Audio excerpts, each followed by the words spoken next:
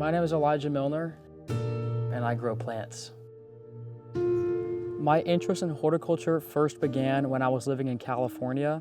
My family would take weekend trips to Muir Woods, and I'd be surrounded by the largest trees on our planet, the California redwoods. And that spurred this interest and passion for my environment. Most of my gardening and horticulture hobbies primarily happen in my backyard. I also have some gardens in my front yard and my neighbor's yard, at my high school, and at my place of employment. I also grow native trees and flowers from seed. Every spring and fall, I like to go out and collect the seeds that they drop. But I only collect certain species of trees. A lot of people want to grow trees, but they don't realize that some trees might not be as beneficial for wildlife, or they might even be invasive and not beneficial at all. For instance, the Bradford pear tree, that's an example of an invasive tree people like because it's beautiful, but it takes over environments and destroys natural ecosystems. So specifically for me, I will try to only grow oak trees. Those are the most beneficial for wildlife, and honey locust as well. For containers for my trees that I have, I try to recycle as much as I can and save me money as well because containers can get quite expensive. So at my place of employment, a lot of dressing containers and juice containers, which are plastic, go right into the trash can. So I began collecting them, cleaning them out, cutting the tops off, and poking holes in the bottom to make makeshift pots. And that's worked out well for me.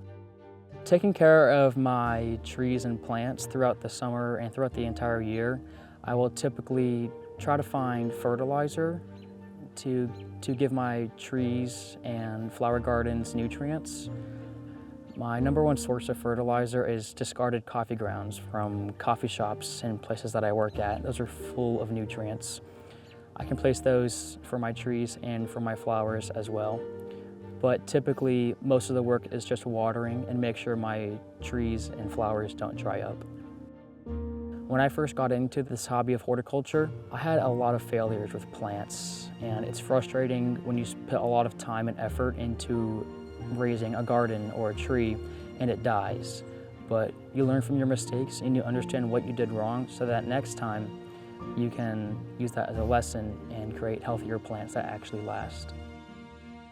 I would say, as boring as it seems, getting into horticulture and gardening and growing plants is a pretty important hobby. It's not even just a hobby, but really it's looking out for your environment and taking care of our planet. If we neglect wildlife and pollinators, then we're going to see decreases in agricultural yields or water quality. We live with the planet and we all live in an ecosystem. Humans tend to separate themselves from nature, and that only harms humans in the end. So it's important to be connected with your environment and things like trees and flowers and plants, and understand how we can make a difference to benefit our environment, which then benefits us.